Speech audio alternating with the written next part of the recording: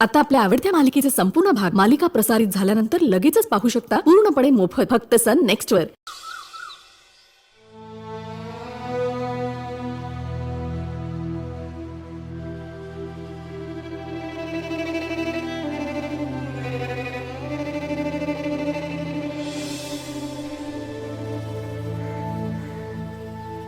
म्या रागवला म्हणलं राग आवडता घे, आणि म्याच रागाच्या भरात काय वेगळं करून बसलो. जो माणूस आमच्या घरावर संकट असताना आमच्यावर सावली बनून उभा राहिला, त्याची सावली मला या घरावर नको झालती. ज्या माणसाची जागा मनात घर करून राहण्यासारखी आहे, त्याला मी कचराच्या डब्यात स्थान दिलं.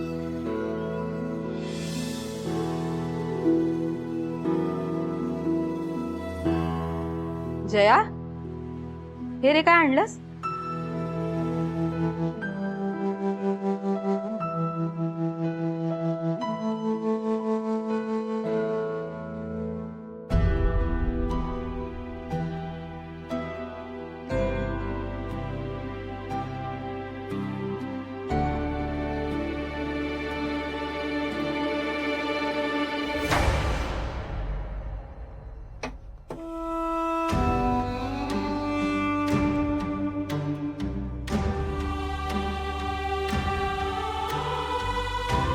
कीर्तिकरांचा फोटो आहे.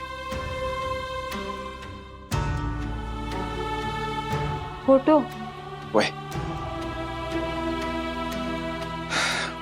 त्या दिवशी मी रागाच्या भरात किंवा बाहेरच्या कचऱ्या कुंडीत फेकून दिलता.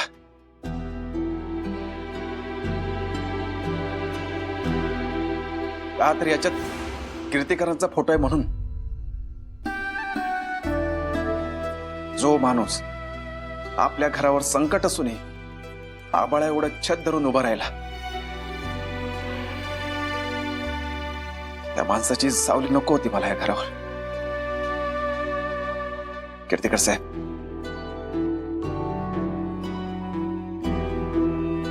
माझ्याकडनं लई मोठी चूक झाली. मला माफ करा कीर्तिकर साहेब. जयदेवराव, चुका कोणाकडनं होत नाही, चुका सर्वांकडनंच होतात ना. पण माझ्या मते ही चूक नाहीच आहे. तुम्हाला जे समजलं, जे वाटलं ते तुम्ही केलं ना. पण जेव्हा तुम्हाला ती गोष्ट कळली, त्यानंतर तुम्ही त्या गोष्टीचा आदर करून ती वस्तू परत तुम्ही घरात आणलीत. दुसरं कोणी असतं ना तर समोरच्याला ही गोष्ट कळू नये, कळली तर त्याला दुःख होऊ नये म्हणून ही गोष्ट तशीच पडून राहू दिली असती. पण तुम्ही तसं नाही केलं. असं झालं गेलं सगळं सोडून द्या.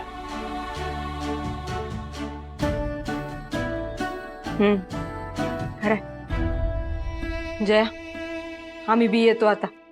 लई वेळ झाला इथं येऊन. हे वाट बघत असतील. काम बी तशीच पडलेत. हा, येतो आम्ही. चल राघव. होय. मॅनेजर साहेब, सॉरी, नाव काय तुमचं? शेखर. हा, शेखर साहेब, पुन्हा एकदा माफी मागतो. जमलं तर माफ करा. चल, येतो.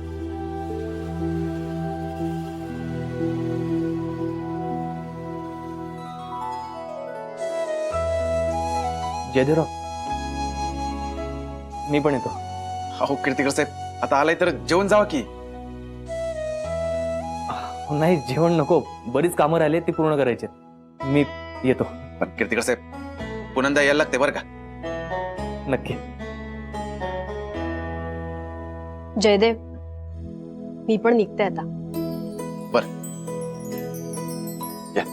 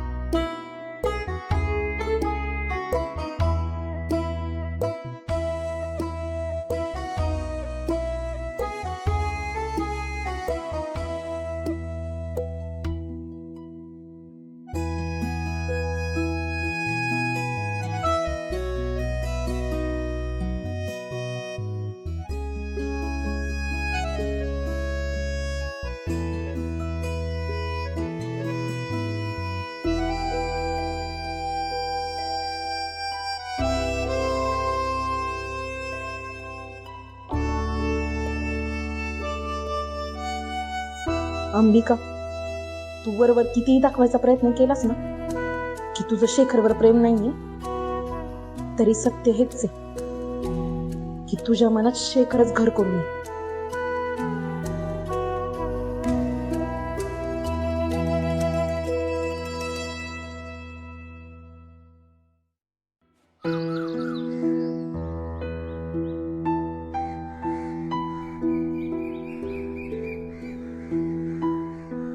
काय झालं मॅडम?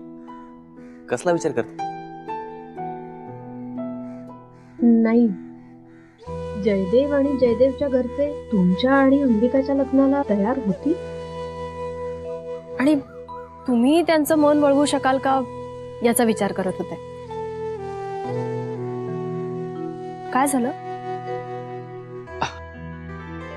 मॅडम, तुम्हाला खरंच असं वाटतं की मी जयदेव आणि त्यांच्या घरच्यांचं मन जिंकू शकणार नाही म्हणून? नाही, तसं नाही, पण सध्या तुम्ही जे काही वागताय त्यामुळे जयदेवच्या मनात तुमची चांगली होत असलेली इमेज खराब होईल की काय याची शक्यता मला जास्त वाटते. आणि तुम्ही बघितलंत ना, आज कदाचित जयदेव आले नसते तर राघवने तुम्हाला अपमान करून घराबाहेर हकलूनही दिलं असतं. त्याची मजल कुठपर्यंत गेली तुम्ही बघितलं ना. अहो, त्याने तुम्हाला मारायला हत्यार उचललं होतं. आणि हे सगळं असं असताना तुम्ही जयदेवचं मन खरंच वळवू शकाल? तुम्ही हे सगळे प्रयत्न जरी केले तरी त्यावेळेला आजूबाजूची परिस्थिती अनुकूल असेलच असं नाही ना. मग हे सगळं कसं जुळून येईल? नाही, राघवचं म्हणाल तर राघव असा वागला कारण त्याला कुठल्याच गोष्टीची कल्पना नव्हती आणि पुढे तो असा वागेल असं काहीच नाही ना. आणि राहिला प्रश्न जयदेवचा, तर ज्या पद्धतीने त्यांनी कचऱ्याच्या डब्यात फेकलेला माझा फोटो परत आणला आणि माझ्याकडे दिलगिरी व्यक्त केली, त्यानुसार कळतं की त्याच्या मनात माझ्याबद्दलची प्रतिमा आणखी सुधारते. ठीक आहे, आपण असं गृहीत धरून चालूयात की राघव असं परत कधीही वागणार नाही, तो नाही करणार असं. पण इन केस जर वेळच तशी आली आणि पुन्हा असा प्रसंग उद्भवला तर? तुम्ही त्याची चिंता करू नका, मी ती वेळच येऊ देणार. आता बघा, आता या घरातनं फक्त माझा फोटो आला, पण तो दिवस दूर नाही जेव्हा मी जावंय म्हणून या घरात येईल. आणि फक्त जयदेवच नाही तर घरातली सगळी माणसं जावंय म्हणून आनंदाने माझा स्वीकार करतील. ठीक आहे, पण एक गोष्ट लक्षात असू द्या शेखर, एका नापीक जमिनीवर पीक काढायचा प्रयत्न करताय तुम्ही. कदाचित तो प्रयत्न फसवूही शकतो. नाही म्हणजे पीक येईलच असं नाही. बरोबर आहे तुमचं, पण जमीन जरी नापीक असली ना मॅडम, तरी शेतकरी आपल्या विश्वासावर आणि आपल्या मेहनतीने तिला सुपीक बनवतो. तसंच जयदेवच्या मनात माझ्याबद्दल जी नापीक जमीन झाली आहे ना, ती सुपीक होण्याची वाट बघतोय आणि ते पीक मी घेणारच. किती आत्मविश्वास आहे यांच्याकडे. पुन्हा पुन्हा निगेटिव्ह बोलून सुद्धा हे यांच्या विचारांवर आणि इच्छाशक्तीवर अगदी ठाम आहे. आणि कसा नाही, इच्छा तिथे मार्ग असतो. आपण फक्त प्रॅक्टिकल आणि पॉझिटिव्ह विचार करत राहायचं. बरोबर आहे तुमचं, सगळं तुमच्या मनाप्रमाणे होते. All the best.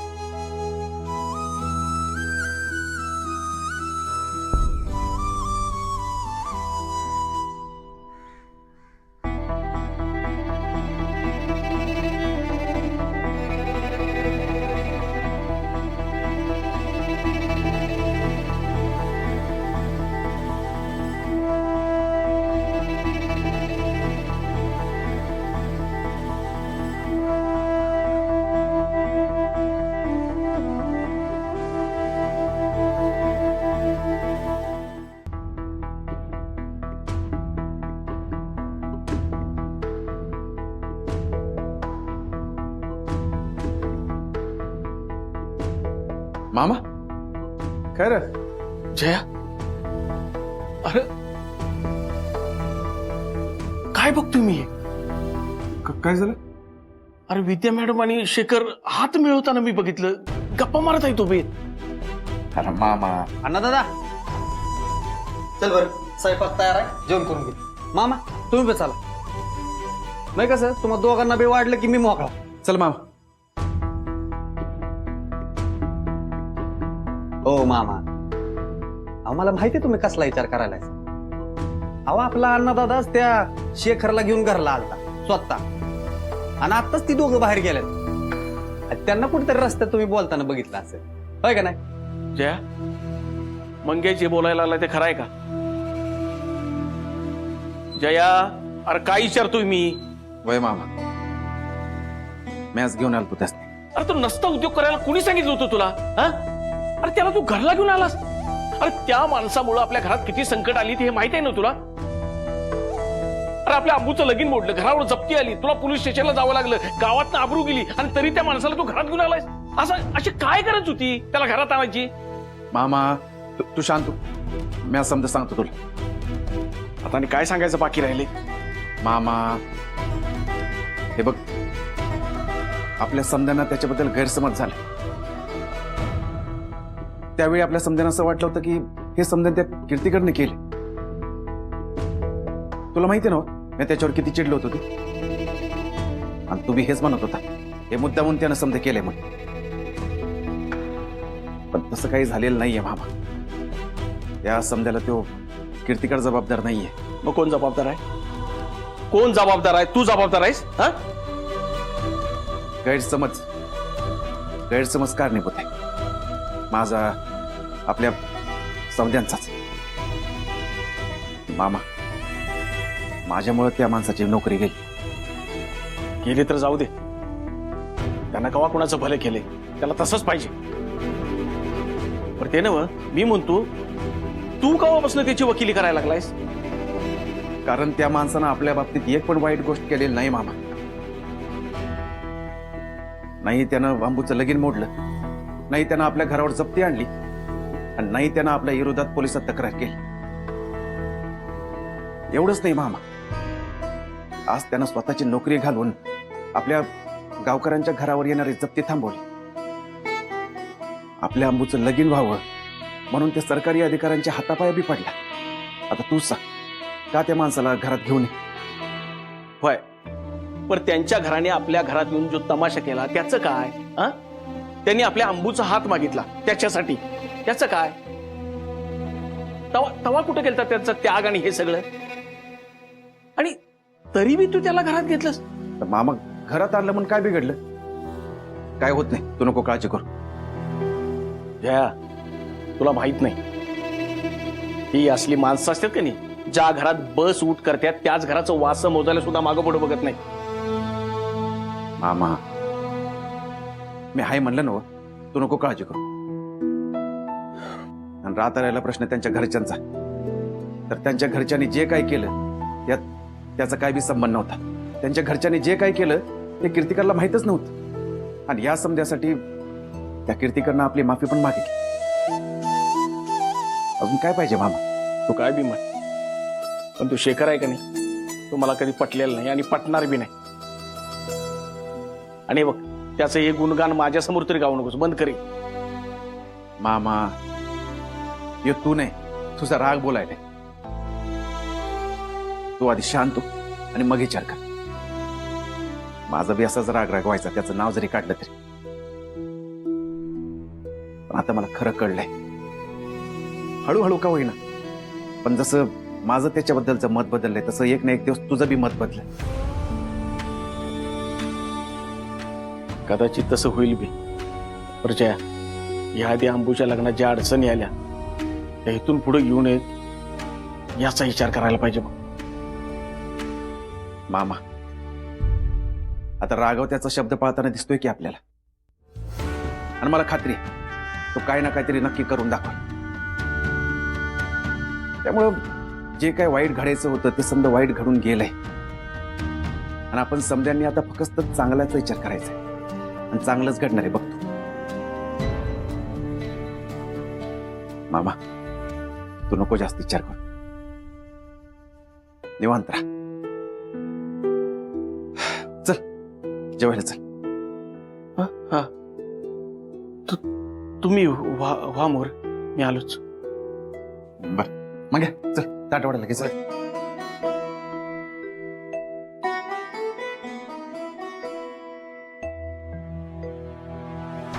काहीही झालं तरी या दोन्ही पत्रिका कधीही जुळणार नाहीत.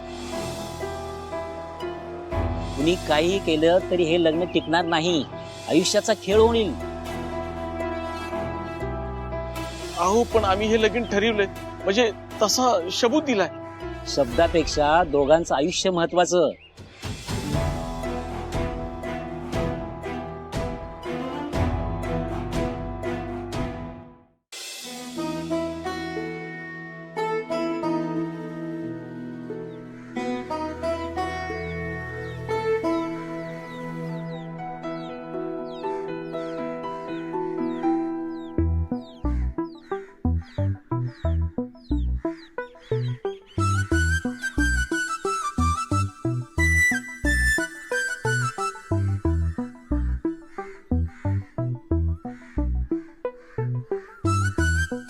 काय ग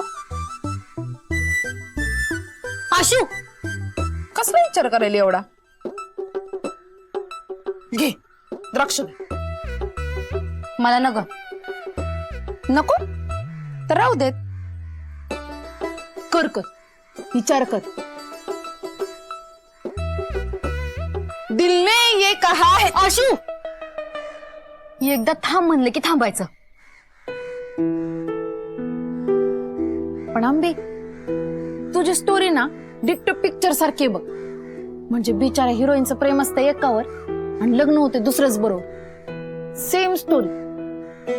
लग्न आणि प्रेम सोडून बाकीचे विषय काय दिसतात का नाही?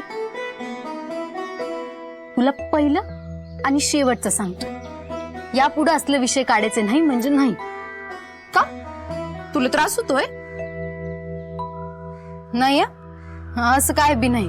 एक एक लोक कसे असतात ना अंबिका, वर वर नाही नाही म्हणायचं आणि मनात तेच विचार करायचा. अशाने ते स्वतःलाच फसवत असतात. एवढं सुद्धा कसं कळत नसेल ग लोकांना? तू काय आता मला टोमणे मारायलेस वे आशू? टोमणं आणि मी, अगं ते काम तर मी माझ्या मम्मीला दिलंय, ते तिलाच जमते बघ. तर कसं आहे ना अंबिका, काळ पळत असला ना तरी येळ पाठलाग सोडत नसतोय बघ. तू किती बी म्हण मला लग्न नाही करायचं, तरी तुझा जया ना तुझं लग्न लावल्याशिवाय राहत नसतोय बघ. लिहून घे माझ्याकडनं. आणि म्हणूनच ना तो त्या शेखरला घेऊन घरला आलता. जे घडायचंय आणि जे ठरलंय ते होतच. आशू, तुझं काही डोसकं फिरलंय व्हय? हे बघ, अण्णादादांनी हेल्मेटला माझ्या संग लग्न जुळवायला किंवा लग्नाची बोलणी करायला बोलवलं नव्हतं. अगं फक्त हेल्मेटनं आपल्या घरासाठी त्याग केलाय. स्वतःची नोकरी घालवून ना आपल्या घरावरची जप्ती त्यानं हटवली आणि त्याचा आभार मानायला म्हणून अण्णादादा घेऊन आलता. मग आभार प्रदर्शनानंतर परत या का म्हणलं तो? अगं मग आता काय येऊ नका असं म्हणलं असतं काय? तसं नाही, पण मग ते फोटो प्रकरण काय होतं? फोटो का आणला घरला परत? मला काही कळत नाही वय. आशू, आता तू काय बी बोलायलेस? बरोबरच बडबडायली. जयाच्या नजरेत आता शेखर चांगला झालाय म्हणून त्याने एवढं सगळं केलं.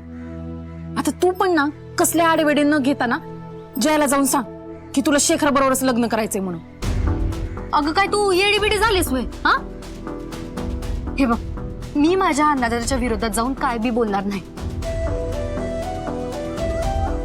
माझा अण्णादादा म्हणेल ना तीच पूर्व दिशा आहे माझ्यासाठी. मग दे सोडून शेखरला. कशाला इतका विचार करते ग त्याचा? काय गरज आहे? अगं आंबे, सारखं सारखं भावावर प्रेम व्यक्त करण्यापेक्षा ना कधीतरी शेखरचं प्रेम पण व्यक्त कर. आणि प्रेम नाही म्हणती वय त्याच्यावर? मग कशाला सगळी गेल्यावर त्याचा फोटो घेऊन बसली होती ओढणीनं पुसत? बोल ना, आता का गप्प बसलीस?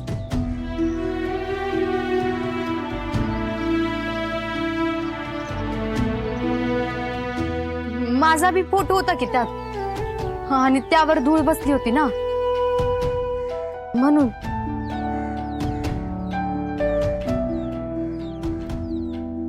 आंबे, का खोटं बोलायला लागलीस ग? मी काय लहान वाटतो तुला? मला ना घंटाळाच आलाय. अंबिका, तू जर आता शेखर आणि तुझ्याबद्दल जयाला सगळं सांगितलं नाहीस ना, तर या क्षणी जाऊन मी जयाला सगळं खरं खरं सांगणार आहे. आशू, हे बघ, तू असं काय बी करणार नाहीयेस. हा, अगं जर तू असं केलंस ना तर माझ्या अन्नदादाला लई वाईट वाटेल ग. त्याचं मन खूप दुखावलं जाईल. आशू, तू प्लीज सांगू नकोस. ठीक आहे, पण आंबे, येळ, संधी आणि तुझं खरं प्रेम जायच्या आधी ना जयाला सगळं खरं खरं सांगून टाक. एकदा येळ निघून गेली ना की मग काय उपयोग राहत नाही बघ कशाचाच.